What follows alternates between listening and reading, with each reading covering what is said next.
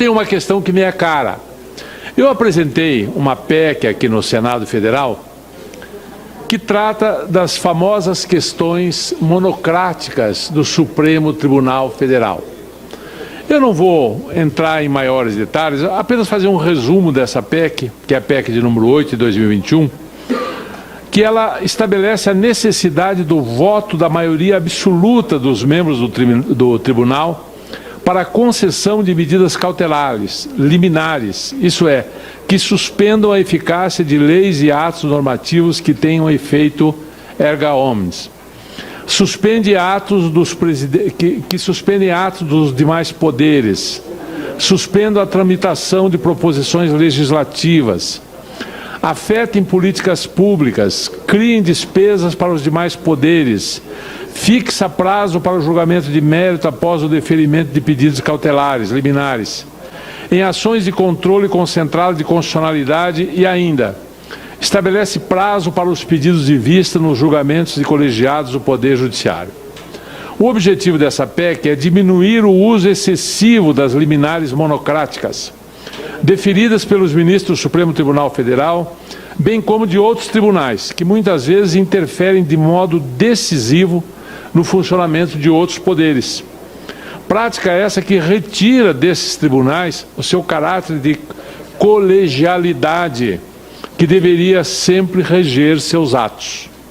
Há casos de medidas cautelares monocráticas, as quais, pela caneta de um único ministro, suspendeu-se os efeitos de uma determinada lei, a qual, para que pudesse ter existência no mundo jurídico, precisou ser aprovada por ambas as casas do Legislativo Federal, adicionada à anuência do chefe do Poder Executivo, ou seja, um ato normativo que, para seu surgimento, exigiu a aprovação de 2 poderes da República e que, posteriormente, tem seus efeitos obstados pela vontade de um único membro do Poder Judiciário, situação que não se mostra razoável.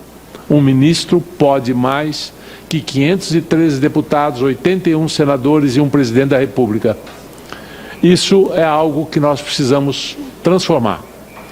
Há casos até de emenda constitucional que teve sua aplicabilidade suspensa por força de uma liminar concedida por um único ministro do Supremo, situação que se arrasta até hoje e que se afigura inaceitável, vê-se tratar de matéria que foi aprovada por uma maioria qualificada de mais de 3/5 nas 2 casas do Parlamento, Câmara e Senado, cada qual em 2 turnos.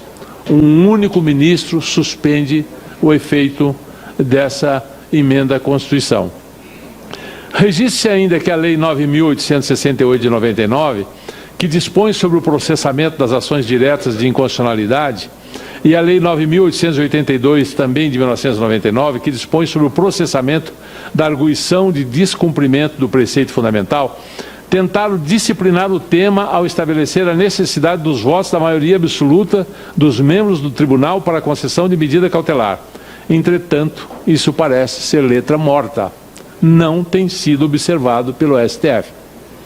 Daí, portanto, a necessidade de se disciplinar essa situação pela Constituição Federal, vedando que ministros possam conceder medidas cautelares de forma monocrática em ações de controle concentrado de constitucionalidade de leis e fixando prazo para que ocorra o julgamento do mérito em ações que se dê a concessão de medidas cautelares.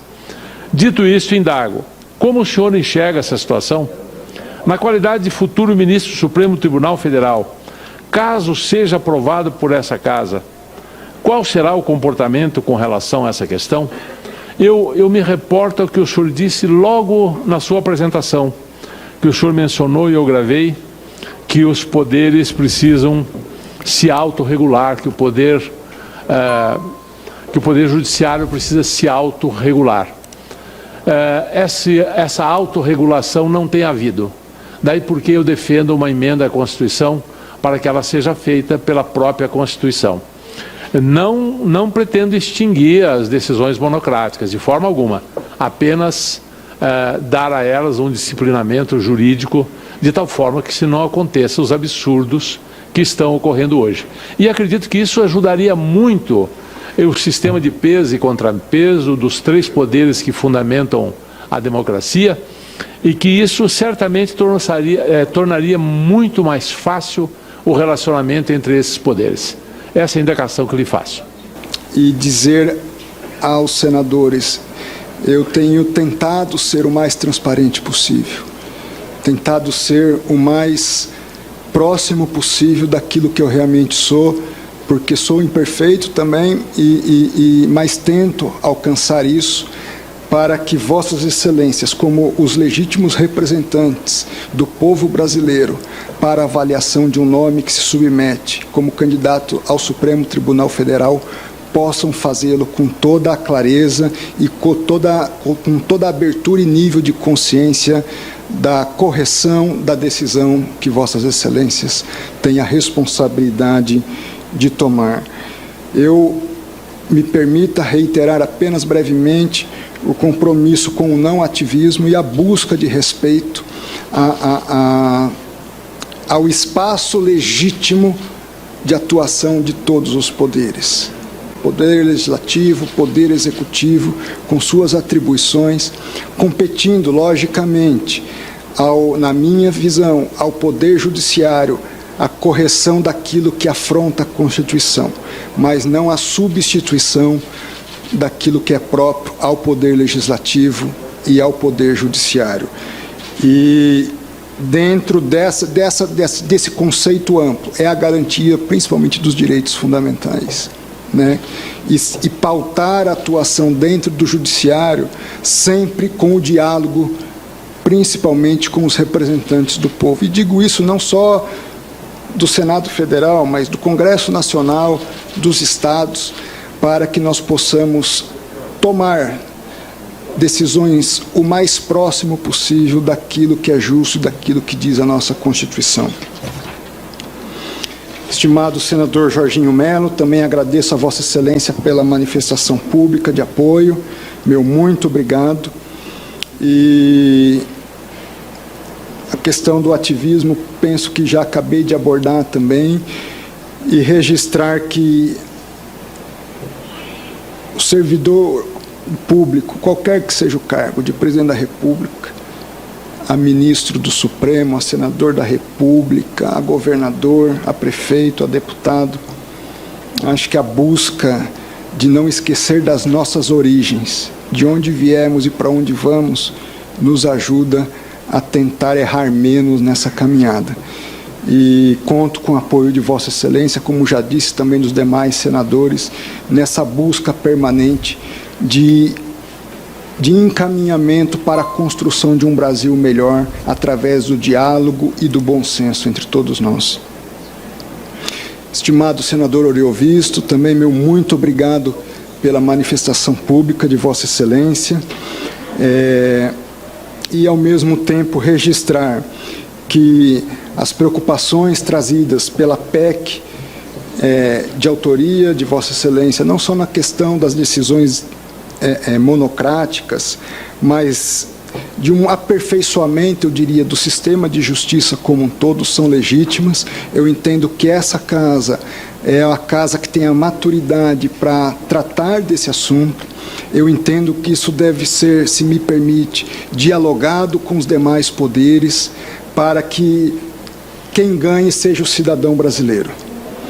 Nós queremos todos caminhar para uma melhoria da qualidade da democracia, e acho que essa é a busca de todos nós. E tenho certeza que o espírito de Vossa Excelência, ao propor uma PEC dessa natureza, é justamente nesse sentido. O que posso, além disso, dizer a Vossa Excelência, que acaso concedida a honra de ser ministro do Supremo Tribunal por Vossas Excelências, buscarei sempre a colegialidade. Acho que essa deve ser a busca, esse deve ser o espírito, né? Às vezes a gente age pela norma, mas nós podemos também agir pela perspectiva que nós temos de busca de uma determinada direção, independente do comando normativo que se dê. E eu vou tentar, apesar, repito, da nossa imperfeição, buscar sempre essa colegialidade, em especial em caso de possíveis decisões que interfiram nas deliberações dos demais poderes. Né? Acho que essa deve ser a busca principal, porque traria mais respeito àquilo que nós chamamos de freios e contrapesos, independência e harmonia.